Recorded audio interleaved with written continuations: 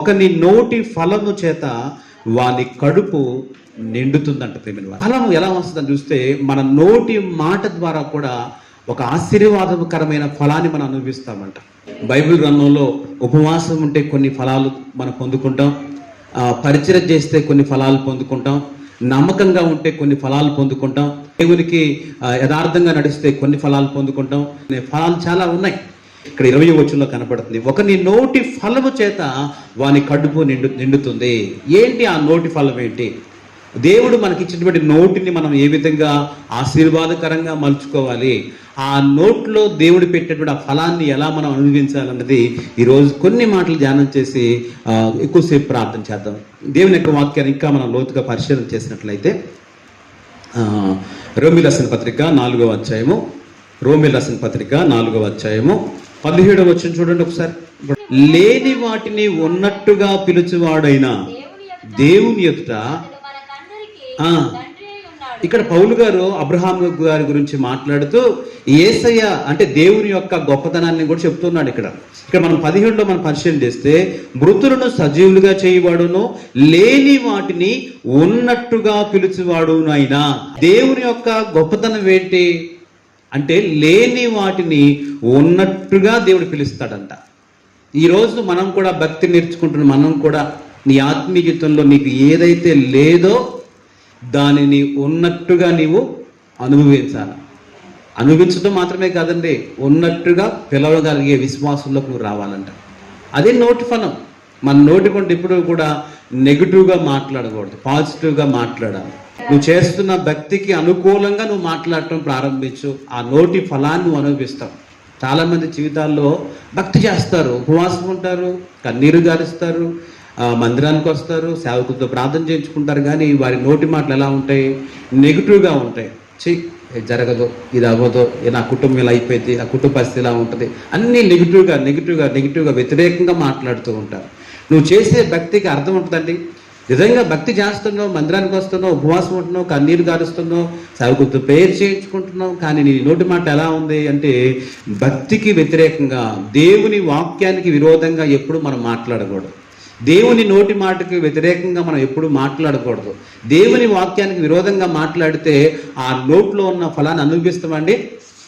చూడండి, దేవుని నోటిలో ఎటువంటి శక్తిని దేవుడు ఉంచుకున్నాడో అదే శక్తిని, అదే పరిశుద్ధాత్మ శక్తిని మనలో కూడా ప్రభు పెట్టాడు. మన నోటికి కూడా కొంత శక్తిని దేవుడు ఇచ్చాడు, అది నువ్వు గుర్తించాలి. అందుకోసమే నీ నోటిని చాలా జాగ్రత్తగా కాపాడుకోమంటాడు. యాకోబు పత్రిక ఏంటి, మరి సామెతల గ్రంథంలో ఏంటి, కీర్తన గ్రంథంలో ఏంటి, చాలా అధ్యాయంలో ప్రభు ఏమంటాడంటే మీ నోటిని చాలా జాగ్రత్తగా కాపాడుకోండి, మీ నోట దుర్భాష రానివ్వకండి, మీ నోటితో మీరు అబద్ధం ఆడకండి, మీ నోటితో మీరు దూషించకండి అంటాడు. ఎందుకు నోటిని జాగ్రత్తగా కాపాడుకోమంటాడు అంటే ఈ నోట్లో పరిశుద్ధాత్మ శక్తిని ఉంచాడు దేవుడు. రక్షణ పొంది బాప్తిజం తీసుకున్న వారి నోరు చాలా శక్తివంతమైనది. ఆ విషయం మీకు కూడా తెలియదు, కానీ దేవుని యొక్క వాక్యం ఏమంటుందంటే రక్షణ పొంది బాప్తిజం తీసుకున్న వారి నోటిని దేవుడు శక్తితో నింపాడు. ప్రేమిన వాళ్ళారా, ఆ నోట్లో ఉన్న ఫలాన్ని మనం అనుభవించాలంటే దేవుని వాక్యానికి విరోధంగా ఎప్పుడూ మాట్లాడకూడదు.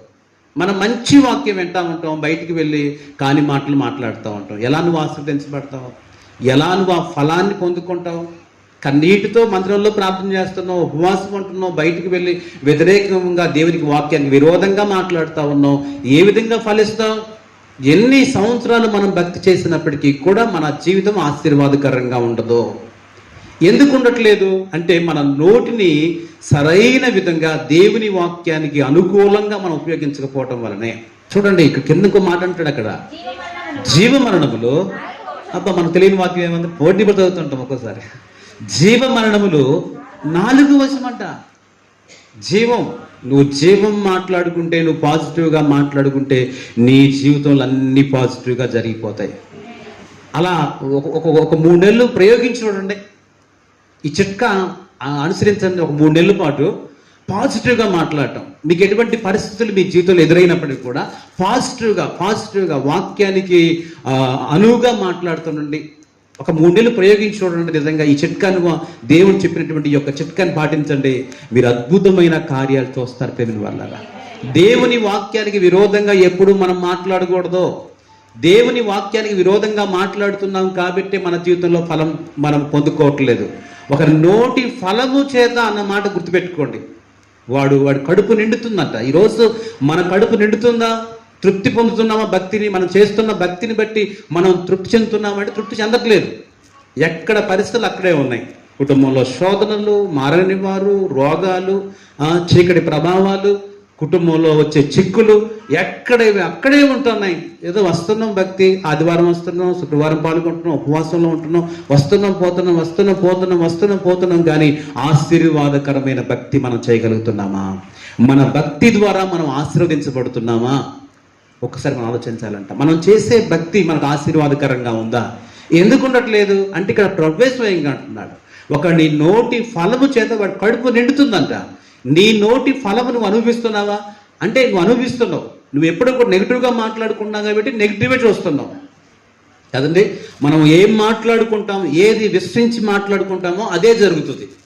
నువ్వు ఏది విశ్వించి మాట్లాడుతున్నావో నీ జీవితంలో అదే జరుగుతుంది, ఇంక వేరే జరగట్లా. నువ్వు ఏది నమ్మి మాట్లాడుకుంటున్నావో నీ జీవితంలో, నీ కుటుంబం గురించి అదే జరుగుతుందంట. కాదంటండి. నీ పరిస్థితులు మారాలంటే దేవుని వాక్యానికి లోబడి దేవుడు మాట్లాడమన్నట్టుగా మాట్లాడటం ప్రారంభించు. హల్లెలూయా. బైబిల్ మనం చూసినట్లయితే ఎహెజ్కేలు గ్రంథం 37వ అధ్యాయంలో అక్కడ ఎముకల లోయ కనపడతా ఉంటుంది. ఎముకల లోయ కనపడుతున్నప్పుడు ఆ ఎముకల లోయలోకి ప్రభు ఎహెజ్కేలు గారు తీసుకెళ్ళినప్పుడు అక్కడ కనిపిస్తూ ఉంటాయి. ఎముకలో బ్రతుకుతాయి అని అడుగుతాడు. బ్రతుకున్నప్పుడు ఆయన ఏమంటాడు, నాకు తెలియదు ప్రభువా, నీకే తెలుసు అంటాడు. అంతరం ప్రభు ఏమంటాడు, నీవు ప్రవచనం ఎత్తి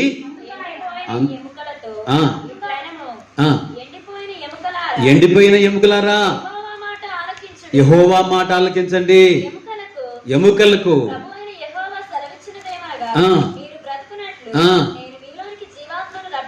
అది చూడండి. ఎండిపోయిన ఎముకలతో ఎహెజ్కేలు ఎలా మాట్లాడాడో మీ కుటుంబాల్లో, మీ జీవితాల్లో ఎండిపోయిన పరిస్థితులతో మీరు ఎందుకు మాట్లాడలేకపోతున్నారు?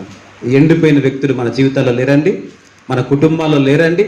మారిన వారు, కఠిన హృదయం కలిగిన వాళ్ళు, దేవుని వాక్యానికి విరోధంగా ఉన్నవారు, శరీర కార్యాల్లో ఉన్నవారు, వాళ్ళంతా అలా ఉంటున్నారు. కాబట్టి నిన్ను కూడా ఎహెజ్కేలు వలె ఒక ఎండిపోయిన లోయలో కుటుంబంలో దేవుడు నిన్ను ఉంచాడేమో. ఒకవేళ దేవుడు నీతో ఏమంటున్నాడు, ఇదిగో ప్రవచనం ఎత్తి నువ్వు మాట్లాడు. నువ్వు వాక్యం వింటున్నావు కదా, ఆ వాక్యం విన్నటువంటి ఆ వాక్యాన్ని ప్రవచనంగా తీసుకొని నీ కుటుంబంలో ఎండిపోయిన ఎముకల మధ్య నువ్వు మాట్లాడాలంట. ఎండిపోయిన ఎముకల మధ్య మనం మాట్లాడాలంట. అక్కడ అదే అంటాడు కదా, అక్కడ చూడండి, ఆ ఎండిపోయిన డ్రై బోన్స్తో మాట్లాడుతున్నాడంట. వాటిలో జీవం ఉంది, అప్పటికీ లేదు. జీవం లేని టైంలో ఇతడు విశ్వాసంతో మాట్లాడుతున్నాడంట. అదృశ్యమైన వాటిని చూస్తున్నాడు. దేవుడు చెప్పమన్నట్లుగా విశ్వాసంతో మాట్లాడుతున్నాడు. ఈరోజు నీవు కూడా అంతే. ఒకవేళ నువ్వు పని చేసుకునేటప్పుడు నీ ఆత్మలో మాట్లాడు. ఇదిగో ఒకవేళ ఎండిపోయిన ఎముకగా నీ భర్త ఉన్నాడేమో, నీ కుటుంబంలో పరిస్థితులు ఉన్నాయేమో, నీ పిల్లలని మాట వింటలేదేమో, నీ కుటుంబంలో వ్యతిరేకంగా నీ గురించి మాట్లాడేవాడు ఉన్నారేమో. నువ్వు పని చేసుకుంటూనే ఆత్మలో యెహోవా సెలవిచ్చినదేమనగా ఎండిపోయిన నా భర్తను ప్రభువు మార్చును గాక. హల్లెలూయా. సేమ్ అక్కడ ఎహెజ్కేలు ఎలా తన ప్రవచనాన్ని ఎత్తి మాట్లాడాడో అలా మనం మాట్లాడగలిగితే ఆ యొక్క నోటి ఫలమును ఖచ్చితంగా మనం అనుభవిస్తామంట. ఒకడు నోటి ఫలము చేత వాడి కడుపు నిండుతుందంట. ఈరోజు నువ్వు చేసే భక్తి నీకు తృప్తినిస్తుంది. హల్లెలూయా. ఇప్పటి వరకు నువ్వు చేసే భక్తి నీకు తృప్తినివ్వలేదేమో. కష్టంగా వస్తున్నావే మందిరానికి, రాకపోతే అయ్యగారు ఏమంటాడు, ఉపవాసపాడి కూడికి రాకపోతే అని. అయిష్టంగానే కష్టంగానే వస్తున్నావు. కానీ నువ్వు ఇష్టంగా రావాలంటే కార్యాలు నీ కుటుంబంలో జరగాలి. దేవుని మహిమ కనుక కార్యాలు కుటుంబంలో జరగాలి. నీ కుటుంబంలో జరగాలి అంటే నువ్వు ఎలా ఉండాలి? పాజిటివ్గా మాట్లాడటం నేర్చుకోవాలా. దేవుని వాక్యానికి అనుకూలంగా మాట్లాడటం నేర్చుకోవాలా. అలా దేవుని వాక్యానికి అనుకూలంగా ఎప్పుడైతే నువ్వు మాట్లాడడానికి ఇష్టపడతావో, ఎహెజ్కేలు వలె ఎహెజ్కేలు ఇష్టపడ్డాడు. దేవుడు మాట్లాడమన్నాడు. అతడు ఎండిపోయిన ఎముకల దగ్గరికి వెళ్ళి మాట్లాడుతుంటే ఈ ఎముకలన్నీ వచ్చి కలుసుకుంటున్నాయి అంట. అక్కడ గుట్టలుగా మనుషులు పడిపోయి ఉన్నారు. అక్కడ మళ్ళీ చదువు, నరపుత్రుడా ప్రవచించి ఇట్లన్నమో, ప్రభువుకు యెహోవా సెలవిచ్చినదేమనగా. చూడండి, వాళ్ళు అలా గుట్టలుగా పడవేసుకున్నప్పుడు అప్పుడు మళ్ళీ రెండోసారి ప్రభు మాట్లాడతాడు. అయ్యా, వీళ్ళందరూ కూడా శవాల్లా పడిపోయారు, వీళ్ళలో ప్రాణం లేదు, మరి ఇప్పుడు ఏం చేయాలి అన్నప్పుడు ప్రభు అంటాడు, మళ్ళీ ప్రవచనం ఎత్తి మాట్లాడమంటాడు. ఒకటండి, అన్నిటికి కూడా మన నోరే కారణము. వాస్తవం కదండి. అన్నిటి కూడా, అన్ని ఆశీర్వాదాలకు కూడా నీ నోరే కారణము. అందుకోసం అక్కడ ఏమంటాడు, 21 ఏమంటాడు, జీవ మరణములు నాలుక వశమై ఉన్నాయంట. జీవాన్ని నువ్వు అనుభవించాలంటే, నీ జీవితంలో ఫలాలు నువ్వు చూడాలంటే నీ నోట్లోనే ఉంది ప్రియమైన వారలారా. పేతురు పత్రికలో అంటాడు, మంచి దినములు చూడగోరువాడు చెడ్డ మాటలు మాట్లాడకుండా అంటాడు. హల్లెలూయా. మనము మంచి రోజులు చూడాలంటే చెడ్డ మాటలు మాట్లాడకూడదు, వాక్యానికి విరోధంగా మాట్లాడకూడదు. మనం చేస్తున్న తప్పు ఇదే అండి. మంచి వాక్యం వింటున్నాం కానీ ఆ విన్న వాక్యానికి అనుకూలంగా దేవునికి లోబడి మాట్లాడట్లేదు. ఏం జరుగుతుంది? మంచి వాక్యం వింటున్నాం కానీ బయటికి వెళ్ళి అన్ని కాని మాటలే మాట్లాడుకుంటున్నాం, వ్యతిరేకమైన మాట్లాడుకుంటున్నాం, చెడ్డ మాటలే మాట్లాడుకుంటున్నాం. దేవుడు ఏది మాట్లాడొద్దు అంటున్నాడో అదే మనం మాట్లాడుతున్నాం కాబట్టి మనము నిజంగా ఆ నోటి ఫలాన్ని అనుభవించలేకపోతున్నాం. దేవుడు మాట్లాడమన్నట్లుగా నువ్వు మాట్లాడుతున్నావు, బయట నీ గుండె మీద చేసుకుని చెప్పు, మాట్లాడలా. మంచి వాక్యం వింటున్నావు, ఆదివారం దేవుడికి మంచి వాక్యం వినిపిస్తున్నాడు, సభల్లో దేవుడి మంచి వాక్యం వినిపిస్తున్నాడు, శుక్రవారం దేవుడు మంచి వాక్యం వినిపిస్తున్నాడు. ఆ వాక్యానికి అనుకూలంగా బయట మనం మాట్లాడగలుగుతున్నావా అంటే చాలా వ్యతిరేకంగా మాట్లాడుతున్నాం, చాలా వ్యతిరేకంగా. కొంతమంది అయితే భయంకరమైన వాళ్ళు మర్చిపోయారండి, భయంకరమైన బూతులు మాట్లాడేవాళ్ళు ఉన్నారు. నిజంగా నీ కుటుంబం ఆశీర్వదించబడిద్దా, దీవించబడిద్దా? భయంకరమైన బూతులు, చిన్న పెద్ద లేకుండా తిట్టడం, కొట్టట్లేదు కానీ భయంకరమైన బూతులు మాట్లాడుకునే వాళ్ళు ఉన్నారు. ప్రియమైన బిడ్డలారా, దేవుని యొక్క వాక్యం ఇవ్వడంటే ఒకడు తన నోటి ఫలము చేత వాని కడుపు నిండిద్దట. నీ భక్తి నీకు తృప్తినిస్తుందా? ఈరోజు ప్రభు అదే మాట్లాడుతున్నాడు. నీ భక్తి నీకు తృప్తినిస్తుందా? తృప్తినివ్వట్ల. చాలా మంది జీవితాల్లో 90% వారి భక్తి వారికి తృప్తినివ్వట్లేదు. ఏదో రక్షణ పొందాం, బాప్తిజం తీసుకున్నాం కాబట్టి ఏదో ఈ యొక్క జీవితం ఎలా ముగించాలనే ఉద్దేశంతో అలా వచ్చిపోతూ ఉన్నారు. కానీ చాలా మంది జీవితాల్లో వారి భక్తి ద్వారా వారికి సంతోషం లేదు. ఎందుకు సంతోషం లేదంటే వాక్యానికి విరోధమైన కార్యాలు మన జీవితం జరుగుతున్నాయి. కానీ ఇక్కడ పరిశుద్ధాత్ముడు ఈరోజు మనతో ఏం మాట్లాడుతున్నాడంటే, మంచి రోజులు మనం చూడాలంటే మనము పాజిటివ్గా మాట్లాడటం నేర్చుకోవాలి, చెడ్డ మాటలు మాట్లాడకుండా జాగ్రత్త పడాలి. అందుకోసం ఇక్కడ ఏసుకెళ్తే ఏమంటాడు, రెండోసారి కూడా నువ్వు ప్రవచనం ఎత్తి నువ్వు మాట్లాడమన్నాడు. మొదటిసారి ప్రవచనం ఎత్తి మాట్లాడమన్నాడు, రెండోసారి ప్రవచనం ఎత్తి మాట్లాడమన్నాడు. అంటే ఎప్పుడైనా సరే మన నోరే ఒక ఆయుధంగా మన జీవితంలో పనిచేస్తుంది ప్రియమైన వారలారా. హల్లెలూయా. కాబట్టి నీ నోటి మాటే శక్తివంతమైనది. అందుకోసం ఇక్కడ రోమి పత్రికలో ఇక్కడ అపోస్తలుడైన పౌలు గారు ఏమంటున్నాడంటే 4:17 అది గుర్తు చేస్తున్నాడు. తాను విశ్వసించిన దేవుని ఎదుట అనగా మృతులను సజీవులుగా చేయవాడును లేని వాటిని, అది ఇక్కడ నుంచి మనం వెళ్ళాం కదా, లేని వాటిని ఉన్నట్టుగా పిలుచువాడునైనా. దేవుని యొక్క గొప్పతనం ఏంటి? మనం ఆరాధించే దేవుడు ఎటువంటి వాడు అని చూస్తే లేని వాటిని ఉన్నట్టుగా పిలుస్తాడంట. ఈరోజు నువ్వు కూడా ఏం చేయాలి? నీ జీవితంలో ఏదైతే లేదో దాన్ని ఉన్నట్టుగా నువ్వు భావించాలి. హల్లెలూయా. నీకు దొరికినట్టుగా నువ్వు భావించాలి. అర్థమైందండి? మన జీవితంలో చాలా లేవు, చాలా. ఒకవేళ కొంతమంది ఆర్థిక సమస్యలతో బాధపడవచ్చు, కొంతమంది మారని వాళ్ళతో బాధపడవచ్చు, కొంతమంది శరీర కార్యాలతో బాధపడవచ్చు, కొంతమంది ఆర్థిక సమస్యలతో బాధపడవచ్చు. ఏదో ఒక సమస్య ప్రతి ఒక్కరిని వెంటాడుతుంది. కాబట్టి ఈరోజు నీ జీవితంలో ఏ ఆశీర్వాదం అయితే లేదో దాని విషయంలో ఏం చేయాలి? ఉన్నట్టుగా, దొరికినట్టుగా భావించాలంట. మనం అలా ఊహించుకోలేకపోతున్నాం, అలా చేయలేకపోతున్నాం. బైబిల్ ఏమంటుందంటే, మనం ఆరాధిస్తున్న దేవుడు అలా ఆ లేని వాటిని కూడా ఉన్నట్టుగా అంతే ఆయన మాట్లాడతాడో జరిగిపోతుంది అంతే. ఈరోజు మనకు కూడా దేవుడు అదే ఇచ్చాడు ప్రియమైన వాళ్ళ. లేని వాటిని ఉన్నట్టుగా ఆ ఊహించుకుంటే, లేకపోతే అలా పిలిస్తే మన జీవితంలో కూడా దేవుడు ఖచ్చితంగా కార్యాలు ఆయన జరిగిస్తాడు ప్రియమైన వాళ్ళ. తప్పకుండా ఆయన జరిగిస్తాడు. అందుకోసమే ఇక్కడ ప్రభు మాట్లాడు, చూడండి ఏమంటున్నాడు, లేని వాటిని ఉన్నట్టుగానే పిలిచేవాడు ఆయన దేవుని ఎదుట. అబ్రహాం గురించి మాట్లాడుతున్నాడు. కింద 18 ఏమంటాడు, నీ సంతానం అలాగూ ఉండదని చెప్పిన దాన్ని బట్టి అతను అనేక జనములకు తండ్రి ఎగున్నట్లు నిరీక్షణకు ఆధారము లేనప్పుడు కదా. దేవుడేమో 17వ వచనంలోనేమో అలా అటువంటి వాడై ఉన్నాడంట. 18వ వచనంలో ఏమంటాడు అబ్రహాం గురించి? అబ్రహాము జీవితంలో కూడా మీరు గమనించండి, దేవుడు ఎటువంటి వాడై ఉన్నాడో అబ్రహాము ఆ యొక్క గొప్పతనాన్ని నమ్మాడంట. కింద ఏమంటాడు? నిరీక్షణకు ఆధారము లేనప్పుడు.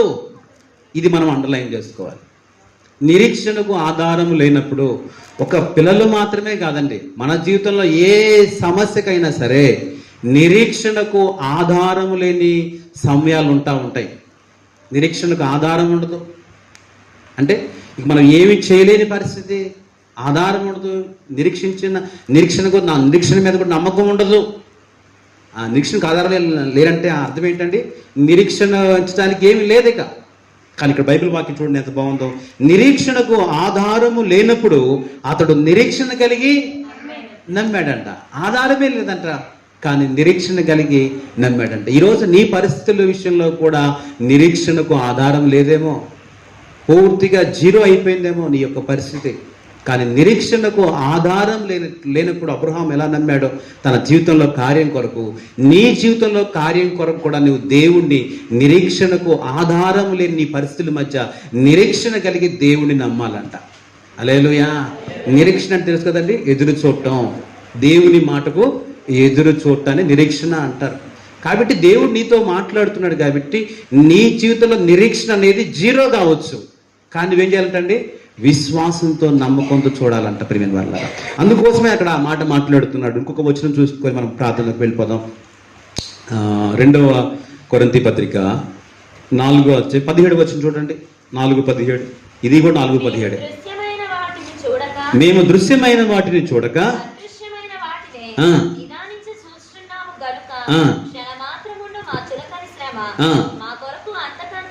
చాలా 17వ వచనం కనపడుతుంది కదండి. మేము దృశ్యమైన వాటిని చూడగా అదృశ్యమైన వాటిని నిదానించి చూస్తున్నాము.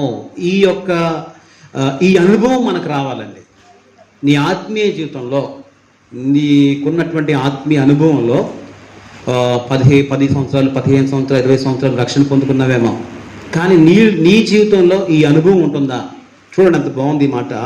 మేము దృశ్యమైన వాటిని చూడక అదృశ్యమైన వాటిని నిదానించి చూస్తున్నాము. హల్లెలూయా.